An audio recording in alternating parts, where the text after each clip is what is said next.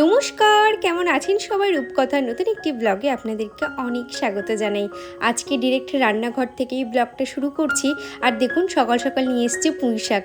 পুঁই শাক খেতে আমার প্রচণ্ড ভালো লাগে। আমার শ্বশুরমশাই বলতেন যে মাছের মধ্যে রুই আর শাকের মধ্যে পুঁই, জিনিসটা সত্যিই ভালো লাগে জানেন তো। আমার মা যেভাবে রান্না করতো, আজকে আমি পুঁই শাকটা ঠিক তেমনভাবেই রান্না করব। অন্য দিন আমি প্রেশার কুকারে একটা সিটি মেরে নিই, যে কারণে প্রচণ্ড নাল হয়ে যেত আর একদমই ভালো লাগতো না পুঁই শাকটা খেতে। পাতাগুলো রেখে দিচ্ছি, শাশুড়ি মা বললো চিংড়ি মাছ দিয়ে একদিন রান্না করবে। আমি এবার ওই রেসিপিটা পারি না, তাই শাশুড়ি মার জন্য এই পাতাগুলো তুলে রাখা। আগামীকাল এই পাতাগুলো রান্না হবে। আর ডাঁটাগুলো আর মাথার দিকে যে কচি পাতাগুলো আছে সেগুলোই রান্না করব। ছোট ছোট করে কেটে নিচ্ছি, যেহেতু আমার কাউন্টার টপটা খুব একটা বেশি চওড়া নয়, সেই জন্য এখানে বড় ভারী জিনিস কাটতে না প্রচণ্ড অসুবিধা হয়। যেমন চাল কুমড়ো, তারপর বড় কুমড়ো, এগুলো কাটতে প্রচণ্ড অসুবিধা হয়, কারণ ওর খোলাগুলো মোটা থাকে, যে কারণে ওগুলো শাশুড়িমাকে বলি বটি দিয়ে কেটে দেওয়ার জন্য। আমি আবার বটি দিয়ে না সমস্ত সবজি কাটতে পারি না। আর এই ছুরি দিয়ে সমস্ত জিনিস, ছুরি কাঁচি দিয়ে আমি মাছও কেটে দিতে পারবো।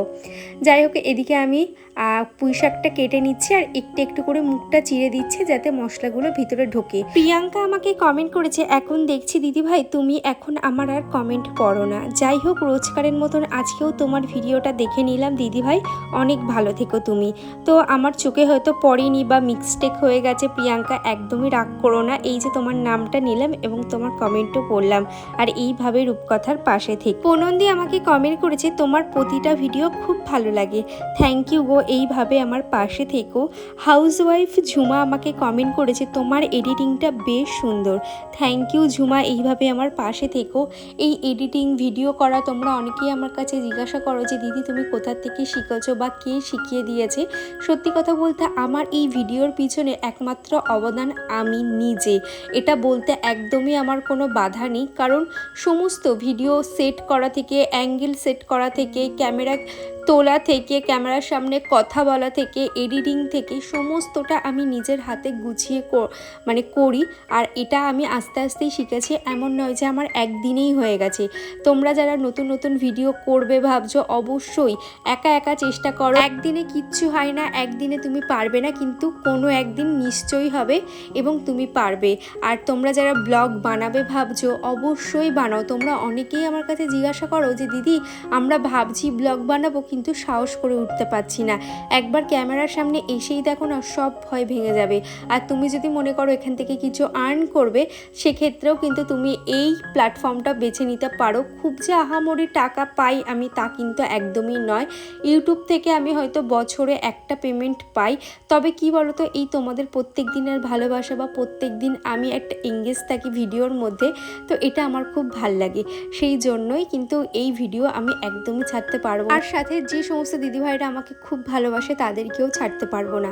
আমি যদি ইউটিউবটা ছেড়ে দিই, কোথাও গিয়ে আমি নিজেই নিজেকে হারিয়ে ফেলবো। রুবিনা আমাকে কমেন্ট করেছে, কেমন আছো রূপকথা, খুব সুন্দর লাগলো আজকের ব্লগটাও।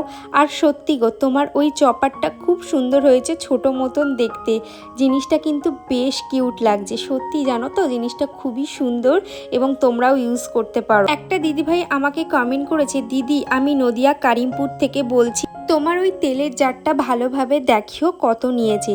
তো ওটা তো দুটো সেট আমার মনে হয় ওই 550 টাকা মতো নিয়েছে। আর অবশ্যই একবার ভালোভাবে শেয়ার করে দেব। সোয়ানিতা আমাকে কমেন্ট করেছে, আমার খুব ভালো লাগলো, আমার কমেন্টটা তুমি ভালোভাবে পড়লে, খুব সুন্দর, সারা জীবন তুমি ভালো মনের মানুষ হয়ে থেকো, এইটুকু আশীর্বাদ করো আমি যেন সারা জীবন ভালো মনের মানুষ হয়ে থাকতে পারি, এবং তোমাদের আশীর্বাদ নিয়ে আমি যেন ইউটিউবটা কন্টিনিউ করতে পারি, এইভাবে আমার পাশে থেকো। দা ওয়াক অ্যাকাউন্ট থেকে দিদিভাই আমাকে কমেন্ট করেছে, প্রত্যেক দিনের মতনই খুব সুন্দর হয়েছে ব্লগটা। আর ঠিকই বলেছো, এই ওপেন প্ল্যাটফর্মে সব পার্সোনাল জিনিস শেয়ার করতে নেই। এখানে যারা সত্যিই তোমাকে ভালোবাসে তারাই হয়তো তোমার কষ্টটা বুঝবে, কিন্তু বাকি সবাই মজা নেবে।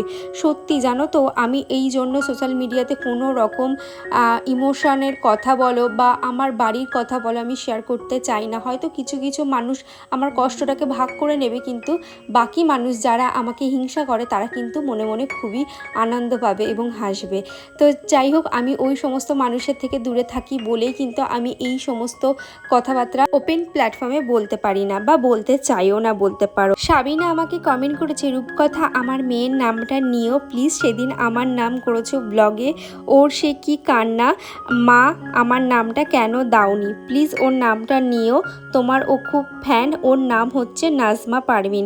হাই নাজমা সোনা, কেমন আছো অবশ্যই জানিও, মার ফোন থেকে মাকে বলো মেসেজ করে দিতে, তো তুমি অবশ্যই কেমন আছো জানিও। আর এই যে তোমার নামটা নিলাম, একদমই কান্নাকাটি করবে না।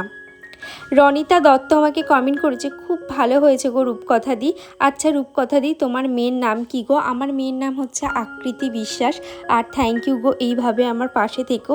বৃষ্টি আমাকে কমেন্ট করেছে, লাইক দিয়ে পুরো ভিডিওটা দেখে নিলাম, আজকে খুব ভালো লাগলো দিদি। একদম ঠিক বলেছো, ওপেন প্ল্যাটফর্মে সব কিছু শেয়ার করতে হয় না, একদমই ঠিক তাই গো।